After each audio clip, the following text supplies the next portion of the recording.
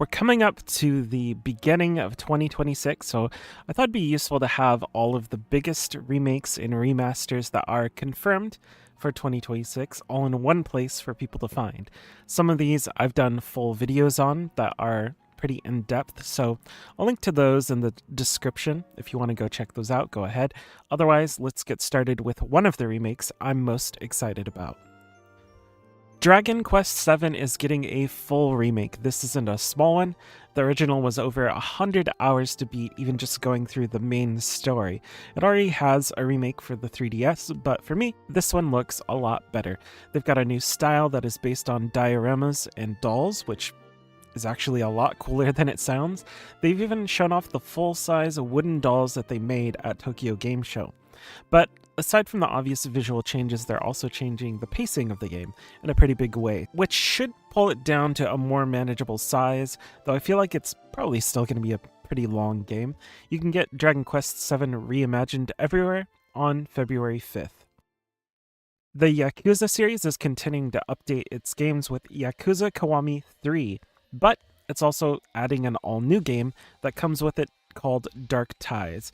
For anyone that has already played a Kiwami game, it won't be much of a surprise how Yakuza 3 will benefit, with enhanced visuals, updated combat and controls, and extra scenes that have upgraded cutscene visuals.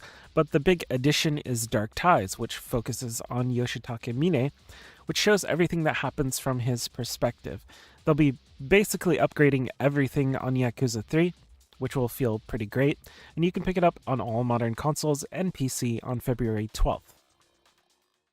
Dynasty Warriors 3 is getting a remastered version that brings together both of the Dynasty Warriors 3 games, the original and Extreme Legends, and gives it some modern visuals. This almost feels like a remake, really, since they're putting it into Unreal Engine 5. Most remasters do a simple high-resolution upgrade and focus on quality of life. Dynasty Warriors 3 is one of the games that I played a ton when I was a kid, going through every scenario over and over with all the different characters. It's just a lot of dumb fun slashing through hundreds of soldiers and making it through, and sometimes it's not easy either, so we'll see exactly how they've changed the gameplay. They've said they're trying to keep it close to the original while bringing it up to modern standards. Dynasty Warriors 3 Complete Edition Remastered releases on March 18th on PC and March 19th on console. Trails in the Sky second chapter is confirmed for 2026, which is very exciting news for Trails fans.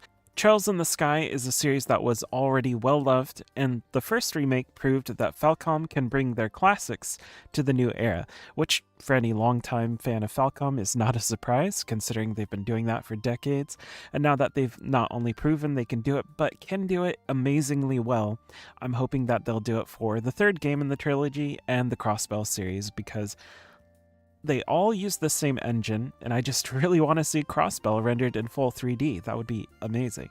No solid release date as of yet for Trails in the Sky second chapter, but it is confirmed for 2026 and likely arriving in fall, so be on the lookout for that on PS5, Switch, and PC.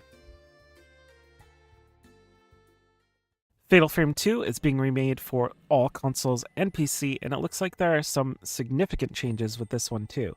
Much like Dragon Quest VII, it has a remake that was already done. That one was put out for the Wii in 2012 with the name Project 02. The original version had a fixed camera position, while the Wii remake allowed you to pan around and it was a third-person view. But if you go back and play the Wii version, it does feel a bit clunky. So I imagine they're going to do some pretty significant upgrades to the controls in this remake to make it feel more modern. That's on top of the more obvious enhanced visuals and audio. And a horror game especially can get huge benefits from a visual update since the atmosphere is so important. So we'll see exactly how the changes turn out pretty soon. It's coming out on March the 12th. Tales of Berseria is also getting a remaster, and as much as I love the Tales series, I have no qualms in saying that if you've already played the game, this might be a skip. They aren't doing a ton to upgrade it. This is mostly to bring it up to the standards of modern consoles in terms of resolution, and it adds some quality of life features similar to what they added in games like Tales of Grace's F. The small differences make it very hard to recommend, especially for PC users who already had the game. If you're a console-only player who never got to play Berseria, I could definitely see it being worth, though it brings everything up to 4K and stuff like that. Either way, you can get Tales of Berseria Remastered on February 26th on PC and February 27th on all modern consoles.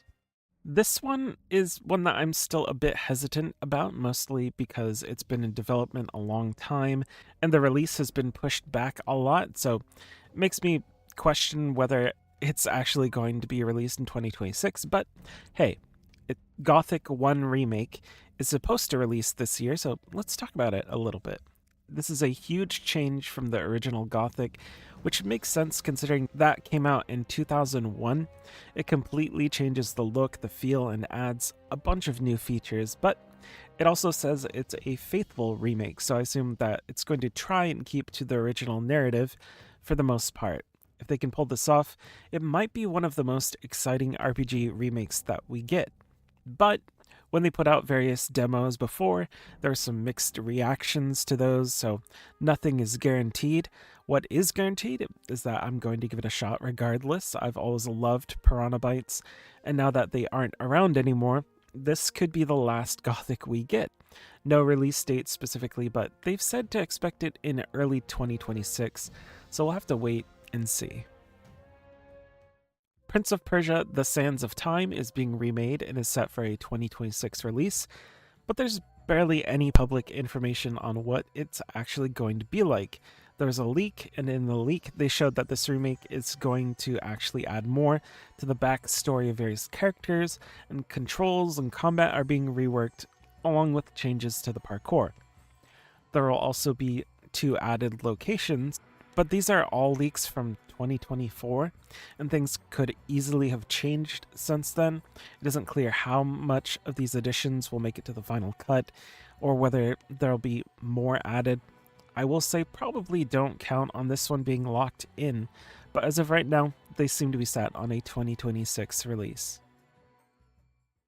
DanganRonpa 2x2 is a new remake of the original DanganRonpa 2, Goodbye Despair, that has been enhanced. It has some pretty clear visual updates, and it's also adding a new scenario. The new scenario is apparently the same size as the original, which is kind of crazy for a remake, so that makes this a pretty high value remake, considering the original game is already 40 hours if you take your time to play through it.